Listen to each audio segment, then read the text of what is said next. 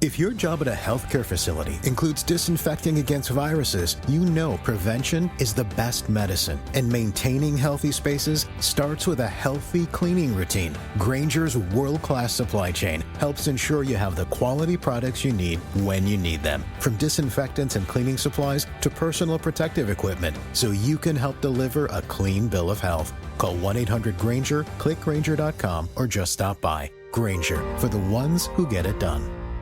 The numbers told the story. They always do. It's one of those idiots who believe in analytics. This is a numbers game with Gill Alexander on VSiN. Good Wednesday morning to you. It is a numbers game at VSiN, the sports betting network, VSiN.com, Game Plus, iHeartRadio, YouTube TV, and of course, SiriusXM channel 158. It's Gill Alexander. This, ladies and gentlemen, is Kelley Bydlon. Hey, what's happening? Not much. You good? I'm good, man. How you doing? Yeah, I'm glad that you answered that. And it's not a rhetorical question. You answer it literally. What is happening? I'm doing swell. You think to yourself, what actually is occurring at this very moment? I like our day. Our days start where we just start worrying about the show immediately. So there's really nothing that can happen in your day to make it bad. Yeah. Like, you know what I mean? There's no worry. That happens after the show. Will Hill joins us momentarily. Give all his plays in every sport on earth, NBA and Major League Baseball primarily. Kelley's got some things to say about the truest championship preview. We'll be country clubbing. Yeah. As Ice Cube once said, we be clubbing. I think that's what he meant. Jason Weingart from Under a Cloud of Smoke. And then a little later on the show, right before she co-hosts Money Moves with JVT, Stormy will join us in studio. Yes? Yes. That's studio. very nice of her. Will be replacing me. Hope she's okay after the Knights loss yesterday. Vegas Golden Knights. Yeah. Vegas Golden Knights giving up 3 goals in the third period to lose to the Oilers in Game 1 of that best-of-7 hockey series. And the Caps, who got outplayed by the Hurricanes, eventually lose in overtime. Those are your 2 hockey results from yesterday. Not a great strategy by the Golden Knights. I suggest not giving up 3 goals in the third period. Well, you know your hockey. You should avoid that. You know your hockey. We got to start with the National Basketball Association, but let me just get this trade in real quick in the NFL before we do. For those who missed it this morning, if you were not, available to hear things or trapped under a heavy object, as Billy Crystal once said. What was that, when Harry met Sally, when he said that? The Cowboys have acquired, it appears, George Pickens from the Pittsburgh Steelers. The Steelers finalizing a trade where the Cowboys are going to get Pickens and a 2027 6th-round pick in exchange for a 2026 3rd-round pick and a 2027 5th-round pick. So basically for a third and a pick swap is essentially what it is. And this escalated quickly this morning, so we're basically, this is done, basically. Yeah, it's apparently it was, they started talking during the draft. They didn't come to terms. Cowboys stepped it up with a third, and the Pittsburgh Steelers decided to move on. And the first question becomes, if you're Pittsburgh, why would you do this? And remember, this is the franchise that, listen, Le'Veon Bell was the best running back in the NFL, arguably. And they were like, yeah, we're not paying you. You could sit out a year if you want. And that was the end of him in Pittsburgh. And then Antonio Brown, who was arguably the best wide receiver in the NFL at the time. And they're like, we were kind of sick of babying you for all these years. See you later. We'll trade you. And they did. Deontay Johnson, by the way, who was their number 1 wide receiver at one point. They were just like, yeah, we'll trade you, too, to the Panthers. So is it that surprising that this franchise would take a guy like George Pickens, who is wildly talented, but let's just say isn't the easiest guy to deal with on the field during game days? I don't know about other stuff, but he's problematic at times. And they deal him to the Cowboys in a year now, Kelley, where you just wonder about the Steelers because the incessant wait for Aaron Rodgers continues. Right now, you have rostered at quarterback Mason Rudolph, Skylar Thompson, and Will Howard. Remember, they drafted Will Howard late in the draft. I don't know. This is it. By the way, Pickens moving on from these are all the quarterbacks that Pickens caught passes from. You ready for this? Oh, boy. Kenny Pickett, Russell Wilson, Justin Fields, Mitchell Trubisky, and Mason Rudolph. I'm actually surprised that's it. That's actually better than I thought it would be. Yeah. But in right now, 3 years, right? Right now the Steelers have Rudolph, Skylar Thompson, and Will Howard rostered. They're waiting on Rodgers, and Pickens has got to be, in terms of that trade-off, he gets the catch from Dak now. If you're Dave Ross or Cowboys fans, you're probably real happy with this. I will tell you as a Skins fan, I don't like seeing George Pickens in division, that's for sure. But from a Steelers perspective, are you punting on the season here?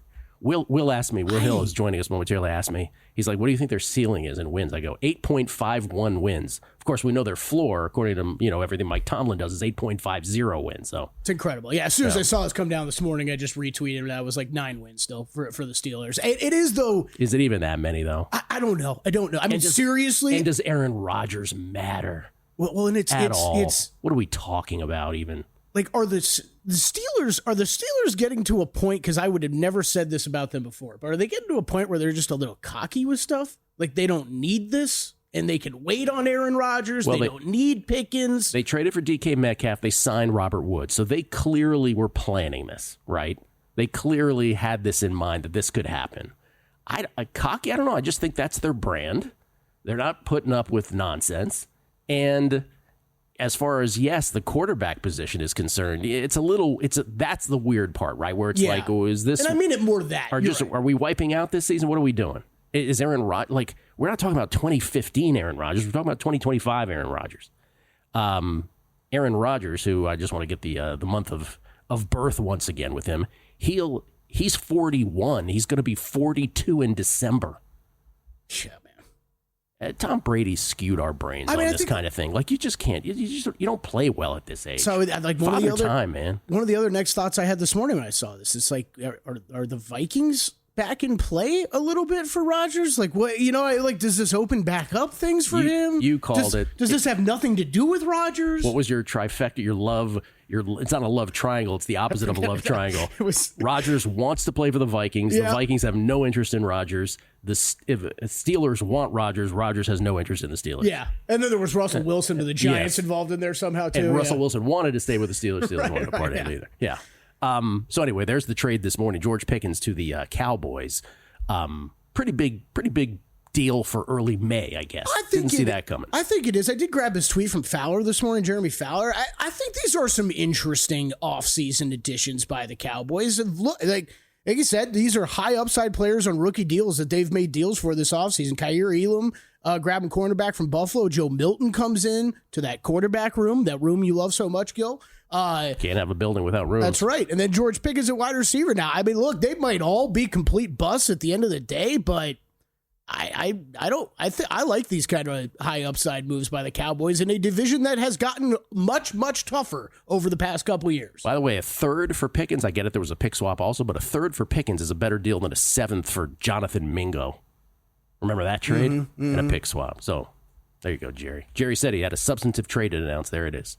From the Dallas Cowboys and the Pittsburgh Steelers, who, by the way, have played Super Bowls, multiple Super Bowls against each other, 3. So they pull off a trade there. NBA last night. This playoffs is insane. Absolutely insane. 3 games in 2 nights now have been absolute heart stoppers. And last night, the Pacers do it again. They beat the Cavaliers to take a 2-0 lead in their best of 7 Eastern Conference semifinal series. Remember, the Cavs were the 1 seed here, and the Pacers have now taken 2 on the road. Now, remember last night, we talked about it on the show yesterday. That's why I grabbed the Pacers in the points. That's why I grabbed the Pacers on the adjusted series price. There was a possibility that Cleveland would go without Darius Garland, Evan Mobley, and who's the third again? Was of course, DeAndre Hunter. Yeah. And so that's what happened. None of them played. And, of course, what happened? Cleveland immediately goes out to a 20-point lead because that's how this NBA playoffs goes down. They got to a 20-point lead seconds into the second quarter. The Pacers would get it within 8 during the second quarter, but the Cavs led by 11 at the half. Cavs would go back up 20, 81-61 with 6:51 left in the third quarter. They led after 3 by 14. The Pacers would then cut it to 4 several times. They couldn't get past that. But here we go. Remember the final game against the Bucks when the Pacers did the impossible. They were down 7 in the last minute with 40 seconds left, I believe it was. And they came back and won that game. Remember the ball going 5-hole through Gary Trent Jr.'s legs. After a ridiculous game. Tyrese just going right to the rack without any defensive resistance, and they overcame that. Well, last night, 119-112, Cleveland with 48 seconds left. Just like in the Bucks game where it was Green was on the line. AJ Green was on the line for a free throw that he missed for the Bucks. This was a free throw attempt this time by Siakam on on the Indiana side. He misses, but Neesmith with a follow-up rebound jam to make it 119-114. Nobody boxing out. Then Donovan Mitchell elbowed Neesmith in the face. They didn't call it a flagrant. They only called it an offensive foul. Could have been a flagrant. Could have easily been a flagrant. 45.9 seconds left. 119-116 with 27.5 left after a Siakam driving bucket. So then it's the Cavs ball. They're only up 3. And then I don't know what Max Strus was thinking, but he sort of threw this lazy inbounds pass. Terrible. And there was Nembhard to pick it off. Terrible inbound pass. You're like, this cannot be happening. So Halliburton, you figure the Pacers with a chance to tie the game. Instead, Halliburton drives. He's fouled by Ty Jerome. He makes the first free throw, 119-117. This is the closing seconds now. He makes the first free throw, 119-117. He misses the second. I don't know what the Cavs are doing, but Donovan Mitchell bats it. Halliburton comes up with his own rebound. He then sort of, the ball sort of caroms outward. He stumbles outwards towards the top of the key. He then is one-on-one isolation with Ty Jerome. He dekes him in like he's going to drive. Jerome leans back. Halliburton steps behind the line, behind the arc. Three-pointer, dagger, 1.1 seconds left. Heave doesn't come close. And the Pacers steal another one. And this is from Jamal Collier, just to put it all in context. What a stat from ESPN Research. Since 1997-98, teams are 3 and 1,640 when trailing by 7+ points in the final minute of the fourth quarter overtime.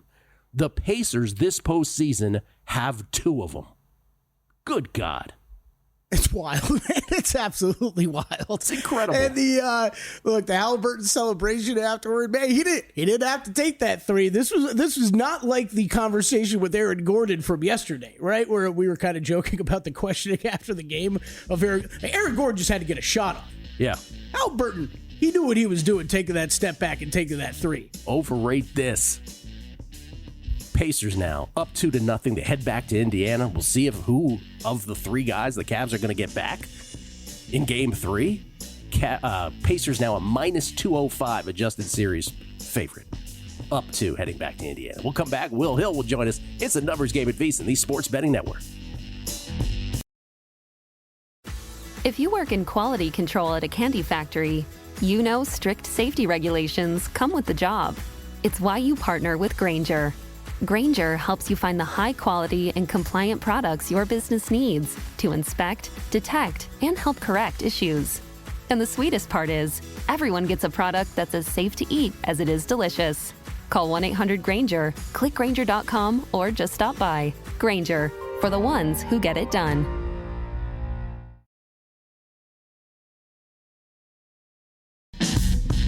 A numbers game on VSiN, the Sports Betting Network. Want to bet smarter? Start with Smarter Insights. Right now, you can check out Wes Reynolds' Truist Championship preview, Greg Peterson's MLB picks, and this just in, rumor has it that Greg Peterson might make himself available for numbers game appearances.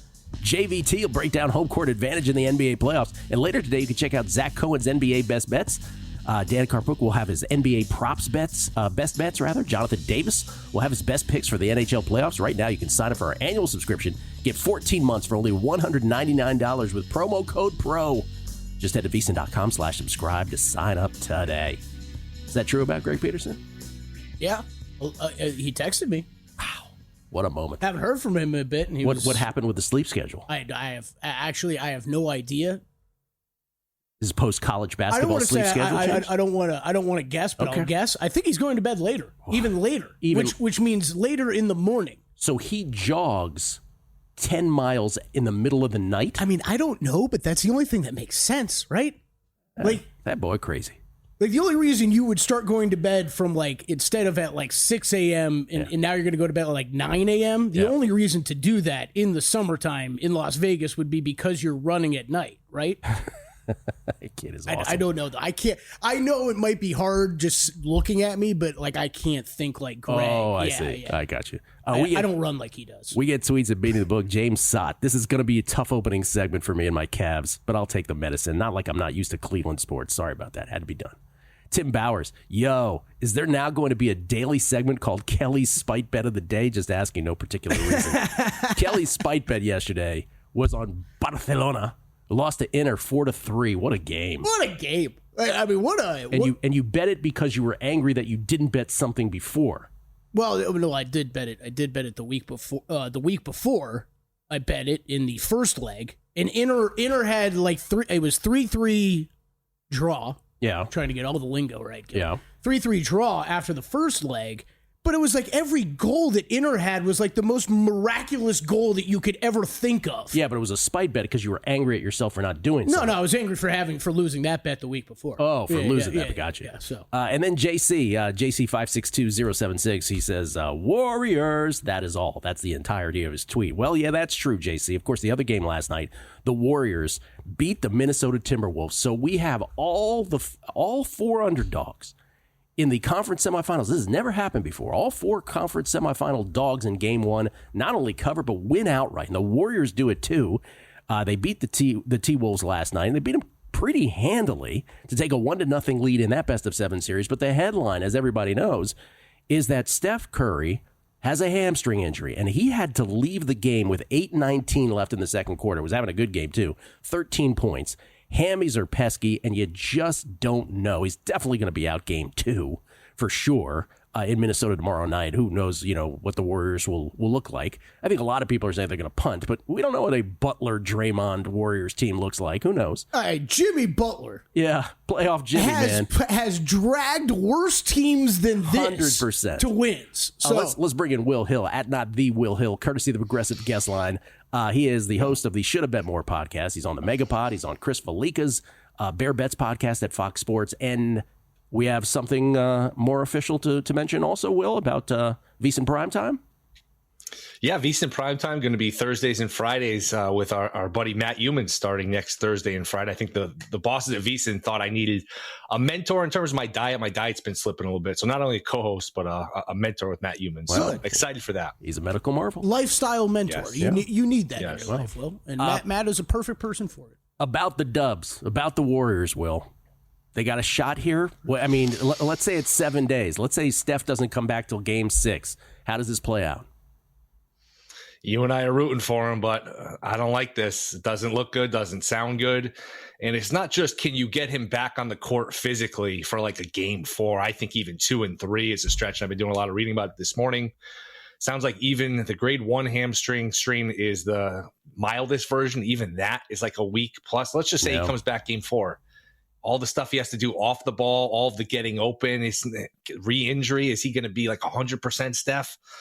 Geez, this feels like a series that the Warriors were very live in midway through the game. And it's funny, hopefully it's not that bad because he stayed in the game a little bit after and he was jogging and then he just couldn't go. It's not like he went down and couldn't get up. That being said, without Steph, without 100% version of Steph, this feels daunting, I would say, for Golden State. Minnesota, that line just continues to grow and grow in terms of the series price. I think Minnesota, I hate to say it, probably wins the series now.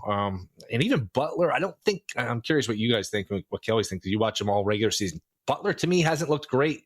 Hasn't looked completely recovered from his glute injury. It's a lot of settling for mid-range jumpers. He's not really exploding, getting to the foul line, getting to the hoop. So I hope I'm wrong. How about the tickets? If you had some inclination, Buddy Hield would lead the game in scoring Sunday night against the Rockets. Game 7 was 80-1, and last night was 100. What if you just woke up Sunday morning and said, you know what?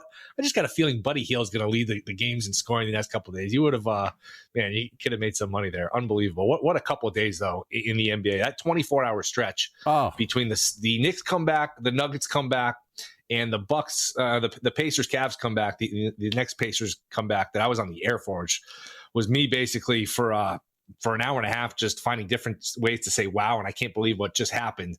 That's about as crazy a 24-hour stretch in the NBA playoffs as I can ever remember. I don't know which is the most incredible of them, to be honest with you. Last night's might have been. Last night's felt like they were never in the game. They weren't. I mean, JVT texted this to the old Hardwood Handicappers group yesterday. Maybe a little hyperbolic, but said this is one of the best playoffs in the past decade. And I'm like, yeah, it's up there. It is. It's gotten there quickly. Remember the first round, there was the one, I guess the Nuggets Clippers series. Obviously, they had the Aaron Gordon dunk game and the Knicks Pistons. But besides that, it wasn't that awesome. Bucks Pacers game. But now all of a sudden, the Bucks Pacers last game. But this has been unbelievable. It's interesting. It's ironic because usually the NCAA tournament is filled with upsets and crazy finishes, and the NBA playoffs is sort of a chalk fest. And this year it's flipped, where the NCAA tournament was a snooze fest. It was all the ones. It was a lot of blowouts, a lot of chalk. And now the NBA tournament, the NBA playoffs is all upsets and crazy finishes. So it's weird how it's flipped. And 119-112, Milwaukee. I keep saying Milwaukee because I'm thinking the comeback last week. The Pacers shooting free throws. They missed both of them. If they don't get the tip dunk there and Cleveland gets the rebound up 7, they probably get fouled. They probably make either 1 or 2 free throws. They're up 8. They're up 9. The Pacers probably call off the dogs at that point. All right, maybe you throw up one last 3. If you make it, maybe you foul. Maybe you don't, or you score and you foul. Maybe you miss and you foul. The game is over if they grab the rebound and they make 1 free throws. The Pacers are probably not even going to try anymore. And look, it's not why they lost, but I've seen this now 3 times in the last week with these crazy comebacks. The Bucks Pacers won, the Cleveland Pacers won, and OKC Denver. You got to leave yourself a timeout if you're these coaches. I know you struggle sometimes to get it in. You panic, you call a timeout. You got to leave one in your pocket just in case. You can't put yourself in a position where you're down 1, a second left, and you got to throw a full court shot. You just kind of have to keep one in the back pocket there. Yeah, and all of these teams have to be complicit to get, to just absolutely choke those leads away, right? Boston has to keep chucking up threes. The Cavs just have to keep not boxing out. Like, it's just fundamental basketball. It's like, what are you doing? So to follow up on that, if you take a step back and look at that fourth quarter last night, Brian Windhorst went over this. Great notes. In the fourth quarter, 26 points allowed in the paint by the Cavs. Allowed the Pacers to score 26 points in the paint. 11 of them second chance buckets off of rebounds. It's just... you take a step back and you go, okay, well, now I know why they lost. You have to leave the door open. So as far as game, let's just talk about the ones we just talked about. We'll get to tonight's game after the break with Will. Indiana up 2-0. Minus 205 series favors. The Cavaliers plus 175 on the comeback. We don't know who's playing in game 3 for the Cavs. But I will say this: the Cavs are minus 1.5 point favorites in Game 3 in Indiana. Total remains for the third straight game at 229.5, and both the first 2 games went over. It didn't matter. It's like I had the under. It's like it doesn't matter. These teams figure out a way to get past that number. What do you think about the Cavs being a tick of a favorite here in Game 3? And the first move, the first line I saw was the Pacers favored by a point. So somebody bet the Cavs heavy, I guess, just based on the fact that desperation down 0-2. But it's hard to bet them when you don't know who's playing. And not only we don't know who's playing, and those injuries don't sound like Garland with turf toe, Hunter with a dislocated thumb, which, look, I'm not an NBA player, but a thumb seems important. And I don't know, like the swelling, can that go down in 3 days? They do have a couple days off. It's not like every other day, so that helps. I would only look to the Pacers in Game 3. This did cross my mind. We almost saw this with Boston, Miami 2 years ago. This could be a rare scenario where Cleveland gets down 3-0, but they get their guys back, and they're not necessarily dead for the series. They somehow win Game 4, home for Game 5, and then all of a sudden, it's Game 6, and it's a series again. That did cross my mind, but I would only look to the Pacers here on Friday night. Yeah, it's only the second time that a team that has won 60-plus games lost the first 2 games of a playoff series before the NBA Finals. So the Spurs of 2017 lost the first 2 games to the Warriors. Remember, that was the Warriors team that almost went 16-0. They went 16-1 in the postseason. But this is the first, and that was the conference. That was the conference finals, I believe. This is the conference semifinals, so this is sort of unprecedented. So no play. Last one before we go. Well, don't Padres go to plus 1.5. This has been a great umpired series so far, but I like the Padres in this game today. But Will, stick around. We got more with Will. We got more cool. picks. Will Hill, he, believe me, didn't mean that umpire comment. I got things to say about that next. A numbers game on VSiN, the sports betting network. This summer, go all in at Circa Las Vegas. Listen to this deal. Ultimate getaway package, just $400 all in. Push your chips in the middle. You'll get a 2-night stay at Circa, $100 dining credit, $100 beverage credit, and your very own day bed at Stadium Swim, where the party don't stop. It don't stop, Kelley. Nope. All for just $400. Resort fees and taxes included. This limited time offer is valid for stays between May 26th and September 4th. Don't miss out. Lock in your all-in summer package now at circalasvegas.com. We get tweets at Beating the Book. Wet Willie. Yeah, Wet Willie Colon. He said it. He goes, very disappointed in Gill. He did not mention the Sam Cassell tribute by Halliburton. Yes, he went full Sam Cassell after that. Kelley, would you like to describe that demonstration? Or no? You want me to show it? No, don't do that. Kevin Ryan, Gill, these moneyline NBA parlays are so much fun. Sincerely, the Woodshed. Well, why are you doing that? Brian M., with the George Pickens trade and everyone saying Pittsburgh is trash, I found a funny stat. Mike Tomlinson has as many losing seasons as Ben Wilson has nice things to say about Ego on A&G. That's Ben great. Wilson, Ego hater. We love you, Ben. Noted. Will Hill, kind enough to join us for a second straight segment. Real quick, so we're going to get to rapid fire Will picks now on the NBA and Major League Baseball. But first, this is Chris Finch, the Timberwolves coach, after the game last night with the Warriors now up 1-0. Here's what he had to say, particularly pointed at his superstar, Ant Edwards. What is there to talk about? I mean, you're the leader of the team, and you got to come out and set the tone, in all ways that happens. And if your shot's not going, like you still have to carry the energy, So, I don't think there's, if I got to talk to guys about having the right energy coming into opening second round game, then, we're not on the same page. So maybe Chris Finch should have some energy while he's talking about energy. He's like, I need some guys to have some energy. And it was, I like the, I mean, look, Ant needed to be called out, right? You can't let this series slip away, especially with Steph Curry on the sideline. Like, you got to show up and play. Ant had a terrible first half. And that gets in your head, too. Like, if you know the other team's superstar is out and they're still beating you. Yes. Or even if it's a tight game in game 2, like, that's a sphincter tightening kind of thing. Will Hill joins us now, courtesy of the Progressive Guest Line once again, at not the Will Hill on Twitter. VSiN Primetime co-host Thursday and Friday nights. That's the headline. Let's do these one by one in chronological order. Let's start with tonight's games. Knicks up 1-0 on the Celtics. Celtics installed as a 10.5 point favorite. Total 210.5. Series price. Knicks still plus 270. Celtics still, I say in quotes, minus 340, meaning that they're still prohibitive favorites. Do you have a play on the series adjusted or game tonight? I'm just thankful it's been installed. Otherwise, none of us could bet any of this stuff without it being installed, as we know. That's correct. I was on the air Monday when game 1 ended. In game 2, the line opened. I gave out Celtics minus 8.5. So not a pass post, Fez. Keep your fine pocket, empty there. At 10.5, it's a 2-point movement. It's a different story.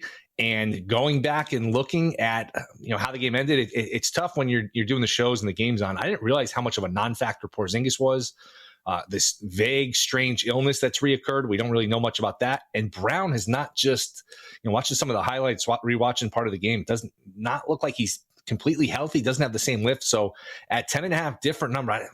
I don't love giving out, I give out minus 8.5. Now I'm going to take the 10.5. If I had no bets, I would look more towards the Knicks sign. At some point, you got to just snap out of it and realize, these preconceived notions about that we have about these teams from the regular season and the regular season data, maybe that's telling us lies. Maybe that's misleading us. I understand that it's a very profitable trend. Team loses game 1 at home. They tend to roll in game 2. I've always been a big believer in that, but these games have been so crazy. I'm not laying 10.5. So if I had no bets, I would take the 10.5 with the Knicks. Copyright Gill Alexander on that whole regular season, postseason thing. I just think it is a completely different season, and it's bears out once again. It looks like Denver OKC tonight. Same situation. Denver up 1-0. Game 2 still in Oklahoma City. Thunder favored by 11. Total still 229.5.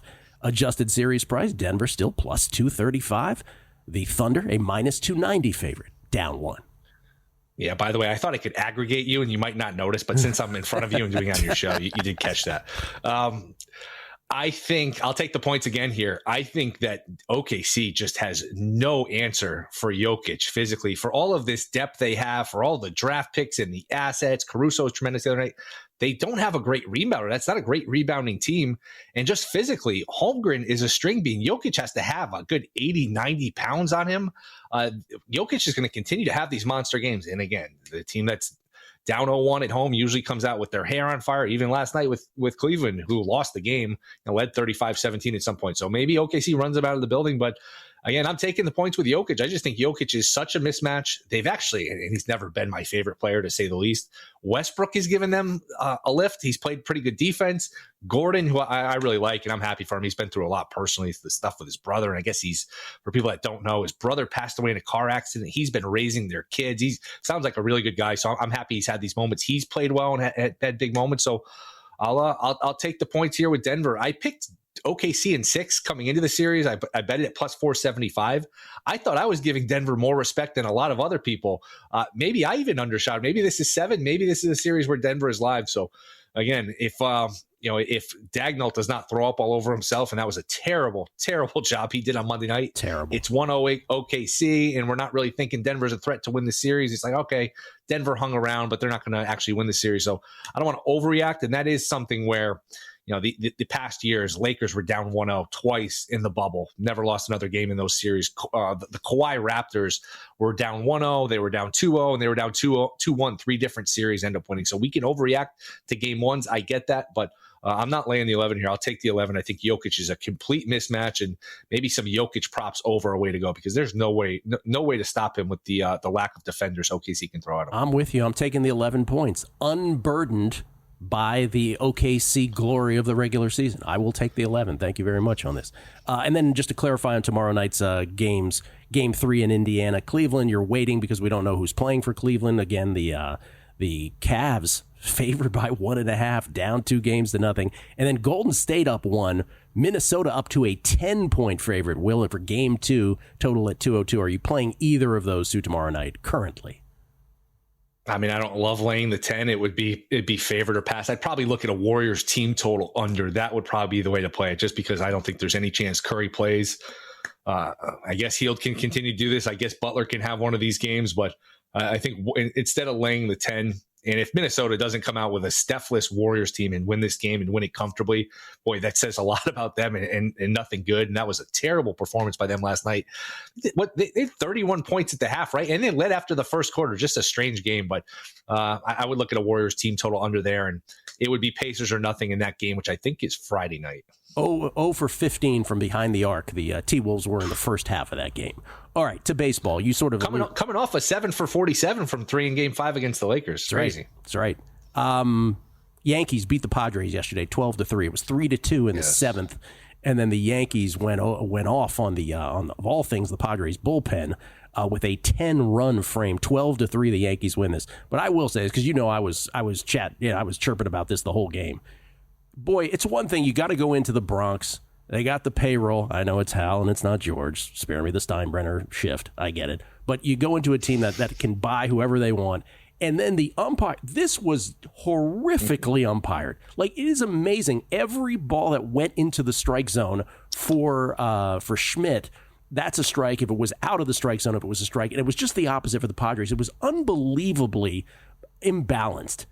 By the way, did you check out the umpire tracker on that? Am I correct in that? I'm going to get to that this morning here. As soon as I'm done here, I'm going to audit it pitch by pitch, as I always do. Thank you. This is just a tribute to the 98 World Series, where Mark Langston threw a very borderline pitch to Tino Martinez, correctly called the ball, even though it was at the knees in the strike zone. The next pitch was a grand slam. So just a tribute to the 98 World Series. That's all. What are your baseball plays today? I took the Padres plus 1.5. I like the fact that I think Fried's a little overvalued at this point, even though he's been outstanding. And Cease hasn't been great, but I'm getting the 1.5, and I might get the extra at bat here, being the road team. I did play the Mets on the money line with Senga going. I know Gallen got him last night, but I think the Mets, Soto, I think is going to start to turn the corner here, and that is a really good, really deep offensive lineup. So I took the Mets, Padres plus 1.5. And I believe that is it. There's one more, but I think I'm forgetting it. but I think I'm forgetting it. How are you with your Yankees? You feel good about them, or you think they need some reinforcement? They're okay. They're okay. They're okay. They're better than an average team, but they've got some holes in the rotation. You can look at it one of two ways. If it weren't for Devin Williams, if they got the Devin Williams they expected, this team would be borderline like one of the better teams in the league. But you could also look at it if without Fried, they've been like a below average team. So a lot of holes in the rotation, some dead spots in the lineup. But when you got Judge playing at this level and, Goldschmidt's giving him something, Ben Rice is giving him something, it's an above average team in the American League. Is just not that good. By the way, final thing, I know we're running out of time. Are you and Wishnev okay? Because I know this Padres bet caused a little rift between you and Wishnev. Thank you for bringing this up. Yeah, the Padres were unscathed until right around the 7th inning. Old Todd Wishnev decided to live bet the Padres. That's what did it. And then verbally assault Wandy Peralta for some reason. He thought he was Wandy Rodriguez, I think. He's like, this Wandy stinks. I'm like, it's not the Wandy you're thinking about. Thank you, Will. Thank you for reminding me of that. We'll blame it on Todd. Will Hill, everybody. All right. VSiN Primetime Action co-host Thursday and Friday nights with the Humans. Country Clubbing coming up, as well as some football and baseball next. If your job at a healthcare facility includes disinfecting against viruses, you know prevention is the best medicine. And maintaining healthy spaces starts with a healthy cleaning routine. Grainger's world-class supply chain helps ensure you have the quality products you need when you need them. From disinfectants and cleaning supplies to personal protective equipment, so you can help deliver a clean bill of health. Call 1-800-GRAINGER, click Grainger.com, or just stop by. Grainger, for the ones who get it done. A numbers game on VSiN, the sports betting network. Kelley, Profit X is blowing up. It is blowing up. Say what? Say what? Of course, in Nevada, we're one of the states that can't use them, but 40-plus states can. 40-plus. Profit X offering the best odds all baseball season long. Profit X is a peer-to-peer sports exchange available in 40-plus states, the first of its kind in the U.S. You'll be able to make your sports picks against other groups of fans rather than against sports books. Exchanges guarantee you the best odds on average by 10 to 20%, and I'm here to tell you they might be downplaying that. You can even request your own odds. Download Profit X today with code VSiN and earn up to $200 in profit cash over your first month. Profit X, check it out. See, what you're going to do is, if you haven't been to Profit X yet, what you're going to do is in 9 minutes, we're going to go to commercial break, and you're going to go over to their website, and you're going to go check it out. And if you don't like it, you don't like it, fine. But if you actually use multiple sports books, I guarantee you're going to end up liking it. Oh, 100%. After that, go to VSiN.com, because we're slashing stuff. We get tweets at Beatty the Book. It's so funny with we have the best listeners ever. It's so funny how they get on something, but we don't even know that they get. Like, we have multiple "Are we sure?" tweets here.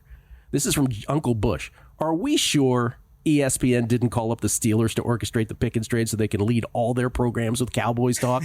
We are not sure, Uncle Bush. We are not. That's pretty good. Trip Tepper. Yes, the Utah Hockey Club is now the Utah Mammoth. They have very slick unis. Well done. I'm sure most of the internet will hate their rebrand. That's from Trip Tepper. Oh, I the hate Utah it so Mammoth. much. I am still so angry over this story, Gill. And you know I don't really care that much about the NHL. But this could have been the greatest name in sports. They left it up to the fans, as your Commanders team did, right? This has become a recent trend with teams. But it's leave it up to the fans. What do you want the team to be called? The Utah Yetis. Oh, the big bad Yeti cooler company had to step in and say, oh no, that name's already taken, guys. Find a new one. Instead of a just natural advertising partnership, be really obvious. Golden Knights got a nice circa on their chest. Yeti for Yeti might have worked out okay. What's the name of the company that blocked it? The Yeti cooler companies. They like the little Yeti drinks and stuff. The coolers. Yeah. Oh, they blocked it. Yeah. They had to redo it. The Yeti, as everybody knows, when I was a kid, we used to call the Yeti the abominable snowman. There are movies made about it. Indigenous to the Himalayan mountains, apparently, which, of course, are in Utah. That's, of course, everybody knows. Utah Jazz, great oxymoron. Utah Yetis would have been sweet. Yeah. Wet Willie Cologne came back. He says, when our little friend Kelley drops another 20 pounds and reaches his goal weight, we need a Sam Cassell tribute in camera. He's really honed in on the Sam Cassell thing. Sam Cassell, which school, Gill? Oh, Sam Cassell. Where did he go? Oh, good one. Why would Kelley ask a question like that? Oh, FSU, of course. Bobby Geddes, a segment behind here, but are we sure, that's amazing, these guys, that we should just believe that the Steelers know what they're doing because they're supposed to be a good franchise? I know people say Tomlin is a good players coach, but based off the list of former Steelers players, it's like they don't even conduct interviews before they draft players. Oh, no, we're not sure. I'm just telling you what their brand is. And they're like, if a player gives them trouble, it doesn't matter if they're the best in the NFL. They're like, see you later, Le'Veon Bell, Antonio Brown, or whomever. So that's their brand. Now, am I sure that they know what they're doing? I don't at this point because, again, their quarterback room is ridiculous at this point. And I don't know what Aaron Rodgers, I don't know, like the big wait for Aaron Rodgers. What are we waiting on? We're waiting on nothing. I know, yeah. We're waiting on whether he wants to play or not still? Like, it's May, dude. I would not be surprised if he just retires and this whole thing was just so he could have more attention. I'm serious. I wouldn't be either. And at the same time, we always give the guy a hard time. Like, I don't know, maybe he's working out every single day, actually trying to figure out if his body could handle another season. Maybe, but I doubt it. Maybe. Major League May most wins update. As we mentioned, the Padres lose their first one yesterday to the Yankees. Royals in first place. The Kansas City Royals, 5-1. Look at them. Padres in second at 4-1 as they head to the Bronx for the final one. I cannot wait to get out of the Bronx. The umpiring is ridiculous there. You have to beat the Yankees and the umpires. Well, it's just completely one-sided yesterday? Oh, my God, the balls and strikes. I'm like, are you kidding me? And Padres still led 3-2. I mean, but like overall or just on one side? Just on one side, Yeah, last night. It was ridiculous. The previous night, they finally gave some back to the Padres in the ninth when Suarez was on the hill, but not last night. Then there's a whole host of teams at 4-2. Giants, Cubs, Guardians, Athletics, who lost late last night to the Mariners, Nationals, who split yesterday with the Guardians, and the Cardinals out 4-2. So it's Royals in first place at 5-1. They got 22 games left. You see everybody in that right column has either 22 or 21 games left in the month of May. And once again, with our bet, we have learned that both William Hill Caesars and Circa stuck for six figures. But here's the thing about a May bet with us. When I say that about these books, they have enough time that if they see it coming, they can adjust lines accordingly and not, take in all that liability. Right. Yeah. They can manage their book, if you will. I mentioned that we were going to talk more football. If you missed it again, what that gentleman Bobby Geddes was referring to, and what the previous tweet about, are we sure that that ESPN doesn't want to just start every show with the Cowboys? If you missed it earlier, George Pickens traded this morning from the Steelers to the Cowboys for a third-round pick, and then there's a pick swap later in the drafts, but essentially for a third-round pick. So the Steelers, just saying, well, we got DK Metcalf, we got Robert Woods, we're good to go here. They didn't draft any wideout either. That was another thing. Got us to thinking, because Pittsburgh, obviously, they got Mason Rudolph in that quarterback room, and Will Howard and Skylar Thompson waiting on Aaron Rodgers. Got us thinking, what about other teams? And you can bet on these things at DraftKings. The Colts, quarterback to take the first snap in Week 1. Kelley, it's your guy, Anthony Richardson. You love Anthony Richardson. Yeah, I do. He's minus 280 in a quarterback room. I love that. Every time I say that, I think of Wishnev. In a quarterback room, because it drives him crazy, has Daniel Jones, remember, right? Daniel Jones is in the Colts depth chart here, plus 210, and then the drafted Riley Leonard from Notre Dame at 40-1. I think we chatted about this briefly the other day, and I think we're in agreement here. Anthony Richardson should be the favorite, but minus 280 seems very high, doesn't it? Yeah, it does. I still love Anthony Richardson. I'm not ruling him out at all yet, but when a team brings in another quarterback like Daniel Jones, it's not waving the white flag, Gill, but whatever color flag for, hey, we've got a little bit of a problem here. We're going to need, we're going to bring someone in just in case. I don't know. But yeah, I think minus 280. I'm not running to bet these other guys either, but the thing is, I think you got to stay away from this Colts one. Because the thing is, he could have a bad camp or a bad preseason game, and I could see them pulling the plug on him really quickly. Mm-hmm. They'll just be like, okay, why don't we? This doesn't look good. Yeah, I mean, again, you brought in Daniel Jones for a reason. And at his age, where he's at in his career, you're sitting in that front office saying to yourself, hey, this guy might have some ball left in him too. So very easy for us to consider making a switch if Richardson does not look the part in it. Anyway, if you're fiending for some football plays in the month of May, there's one. Here's another team, by the way. Quarterback to take first snap in Week 1. By the way, it's interesting that it's worded a quarterback to take first snap in Week 1. So remember, there was one year where the Dolphins went into Wildcat, and was it Ronnie Brown took the first snap? Yeah, but these are worded quarterback. Now, let me confirm that, Gill. This is a great point by you. Thank you. This might just be me making up stuff. Oh, okay. Kelly's just wording it how he chooses. Mm-hmm. Or is it just who takes the first snap? That's a big distinction. Yeah, I think it's just who takes the first snap. So again, you could, if one of these teams went into some wild formation and it wasn't a quarterback, you could be torpedoed here for everybody. The Giants, who's going to take the first snap in Week 1? Russell Wilson is the prohibitive favorite. It is quarterback to take the first snap. It is quarterback. So they clarified that language. So there it is. You can't be torpedoed by a non-quarterback. So even if the first snap doesn't go to a quarterback, you will wait for the first snap to go to a quarterback. Okay, glad we clarified that. This could be the second snap of the game. It could be the second snap, right? Russell Wilson, minus 800, and your boy, Jameis, 6-1. So Russell, imagine being Jameis, by the way. You're like, thanks so much you signed me. And then Russell Wilson gets signed after you, and then they draft Jackson Dart after you. Just Jameis is like, wait a minute. Why did I come here? I'm still mad about it. Like, it's just, what does Russell Wilson get you, Giants, right? Like, you knew you were going to go after... Just enough wins to not draft Arch. No, hey, there you go. That's what it gets you. Jackson Dart, 16-1 to get the first half over both Wilson and Winston. And don't forget Tommy DeVito still rostered at 100-1. Yeah, this is correct, right? Wilson is absolutely going to get the first snap. I think you could make the argument here, actually, that minus 800 is not short enough. Yeah, I think you're right. I don't know. I mean, we were just talking about, does Pittsburgh know what they're doing? What are the Giants doing? I have no idea. I mean, that's by the way, side note, did you see this whole Abdul Carter thing where he asked Lawrence Taylor for 56? And Lawrence Taylor's like, no. Okay, so wait. And then he asked Phil Simms for 11 because that's what he wore at Penn State. And Phil Simms like, no. So it started with Taylor? I saw the Simms one. I didn't see. Oh, I don't know. Maybe that was the wrong order. I heard there was another one. Either way, what is this little pish? I'm sorry, Abdul Carter, but there was a little schmendrick. What are you doing? What are you doing asking these legends, especially LT? Why should LT give you 56? Well, I don't have a problem actually with him asking. I do. I don't have a problem. I have a 1,000% problem with him asking. But I have zero problem with these guys being like, hell no, you're not wearing that. Make your own legacy. Have some sense of history. Good God.